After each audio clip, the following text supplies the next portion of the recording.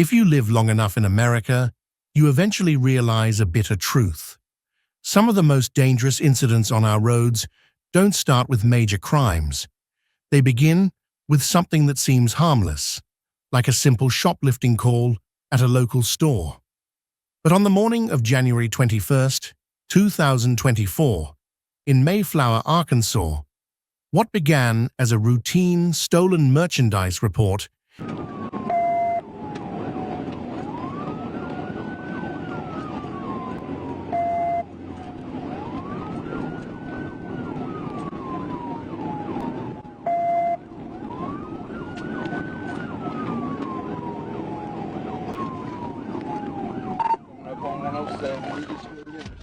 quickly escalated into a high-speed, multi-agency pursuit, dragging innocent people into a danger they never asked for. This was no longer a story about a missing item on a store shelf. This was the story of a desperate driver, a stolen Toyota RAV4, and the quiet rural roads of Arkansas suddenly turning into a lethal maze. And like hundreds of other pursuits across America, it forced us to confront a painful and familiar question. Why are people willing to put an entire community at risk just to buy themselves a few minutes of escape?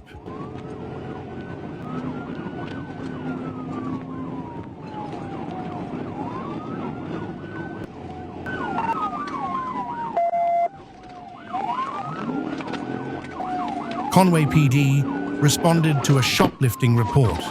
No one assumed it would lead to chaos, but when officers traced the trail to a stolen RAV4, everything shifted instantly. The driver, a woman running on fear and bad decisions, wasn't just fleeing the police. She was fleeing the consequences of her own life spiraling out of control.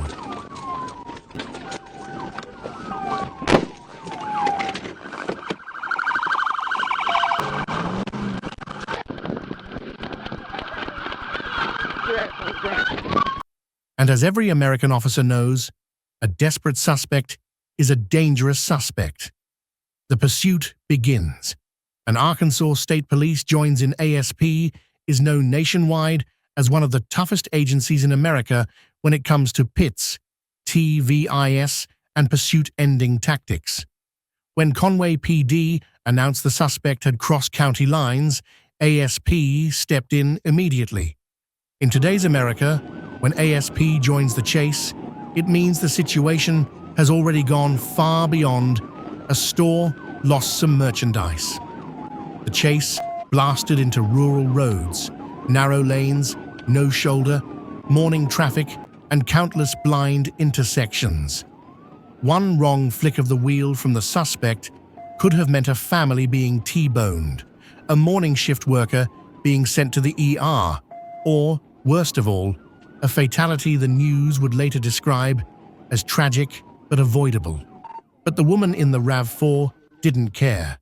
Not about herself, not about the drivers nearby, not about the children sitting in the back seats of passing cars. She veered into oncoming lanes, forced traffic to swerve, behavior every American officer recognizes instantly. This wasn't shoplifting anymore. This was a threat to human life. What made it worse? She understood how to counter the troopers' tactics, constantly mirroring every move. That's exceptionally dangerous. Troopers couldn't get the right angle for a pit. They couldn't box her in with civilians around. Spike strips weren't in place yet, and giving up wasn't an option. She had already become a genuine public safety threat. As Americans often say, she was driving like someone with nothing to lose. And that's exactly the kind of person who gets others killed. Radio chatter filled the air. "He's blocking me. This is a CVI. No contact yet. Wait for traffic to clear." To casual viewers, these are just words. But to anyone who understands policing, those moments are life or death. ASP never PITS recklessly. They wait for the road to widen, for traffic to thin, for no small vehicles or kids ahead, for support units to arrive, and for body cams to have full visibility. It's not just procedure. It's about protecting lives. At a major intersection, the suspect blew through a red light. Traffic forced her to slow, the moment the trooper had been waiting for. In pursuit jargon, it's called the window, the perfect opportunity to end the chase safely. The trooper moved in for a PIT, but the first attempt didn't stick. The RAV4 kept going. Some viewers might complain, why not hit harder? But American law doesn't allow officers to gamble civilian lives just to shorten a chase. The pursuit reached Cabot's West Main Street. Wide road, low traffic, ideal for a pit TVI. The trooper adjusted speed, calculated the angle, and executed the TVI. The RAV4 spun out and slid into a stop. The suspect bailed, sprinting from the driver's seat, even running toward oncoming vehicles. But within seconds, the trooper tackled her and secured the arrest. Inside the RAV4, officers found a large haul of stolen merchandise, linking her directly to the original shoplifting call. And, as is often the case in America, she was driving on a suspended license. Charges included shoplifting, driving on a suspended license, and felony fleeing. The pursuit ended when the trooper took her down. But the story didn't end there. What happened that morning reflects a larger issue Americans face more often every year. How does a minor offense like shoplifting turn into a threat to public safety?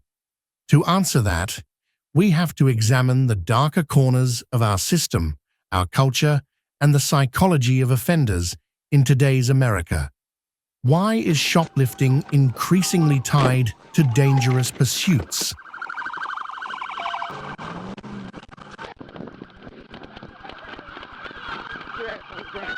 First, shoplifting in America is no longer small item theft. With the rise of organized retail crime rings, shoplifting now connects to stolen vehicles, fake IDs, drugs, and cash-based reselling networks. In simple terms, today's shoplifters aren't running because they stole a bottle of lotion. They're running because behind them lies a trail of unpaid warrants, probation violations, suspended licenses, or fears of being discovered for more serious crimes. That turns shoplifting into the spark that ignites full-blown pursuits. Why are more women showing up in pursuits? Americans often assume most chase suspects are men, but many states report a rising number of female drivers in pursuits. The issue isn't physical strength, it's desperation, a force that crosses gender lines. Many women in these situations feel trapped. Debt, addiction, kids at home, probation worries, fear of returning to jail. Desperation leads to reckless driving. No calculation, no hesitation, no concern for consequences. That's what makes them dangerous. Arkansas State Police ranks among the highest in the nation for using PITs and TVIs to end pursuits. Not because they enjoy force, but because Arkansas has narrow two-lane highways, long rural distances, fast accelerating pickup trucks and SUVs, and higher rates of impaired or armed fleeing drivers. For ASP, ending pursuits quickly isn't punishment, it's protection. No excuses isn't a slogan, it's a mission. In the video, troopers had multiple chances to PIT, but didn't. The reason is simple. ASP never pits when civilian vehicles are near, when opposing lanes are active, when intersections aren't secured, or when the angle is unsafe. A misaligned PIT can spin the suspect's vehicle into a family car on their way to church, or flip into a passing commuter. Troopers wait for a clean window. Open road, stable angle, support units ready. Most viewers miss this detail. Why is the foot chase one of the most dangerous phases? When the RAV4 was disabled, the suspect sprinted across traffic, one of the deadliest stages in any pursuit. Risks: civilian vehicles unable to stop, suspect possibly armed, officers attacked, or a sudden carjacking. The trooper taking her down wasn't just doing his job, he was protecting everyone around her. Many pursuits turn into fatal carjackings because suspects slip away for just a few seconds. What the camera doesn't show, but the community feels, the camera captures the TVI, the tackle, the handcuffs, but it does not capture the drivers traumatized by hard braking, the kids in back seats asking, "Why was that car driving crazy?" The officers wondering what could have happened if the suspect hit someone. The small-town residents realizing their peaceful morning is gone. The bigger question, how does a civilized society allow this to keep happening? This is the part that frustrates Americans the most. Not the chase, but the repetition. How many times? How many suspended drivers keep driving? How many shoplifters choose to run like death-wish lunatics when confronted? How many officers must risk their lives for a crime that started small? How many innocent families must face deadly danger because someone treated the road like their personal escape arena? This video isn't entertainment. It's a warning. A single bad decision can put an entire community at risk. Shoplifting isn't minor anymore. Driving on a suspended license isn't a technical violation. Fleeing police isn't a thrill. The cost of these choices isn't measured in merchandise. It's measured in lives. The suspect was arrested. The goods recovered. The report filed. The video posted online. But the biggest question remains, how long will America allow desperate people to turn public roads into battlegrounds? How long until states enforce tighter monitoring on suspended drivers? How long until stores curb the retail crime pipeline?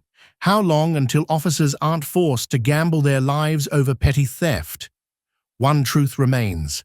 Officers may end the pursuit with a PIT, a TVI, or a physical takedown. But only society can stop the next pursuit from happening. Thank you all for watching until the end. These stories aren't just high adrenaline chase clips. They're reminders of what officers, communities, and American families face every day on the road.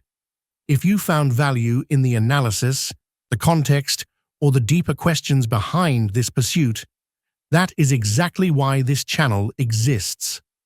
We're here to show you the truth behind the flashing lights, the decisions, the risks, and the realities most people never see. If you want more in-depth analysis, clearly explained police footage, and stories that reflect what's really happening across America, hit subscribe, turn on notifications, and stay with us. Every subscription helps us bring stronger content, deeper research, and perspectives mainstream media often ignores.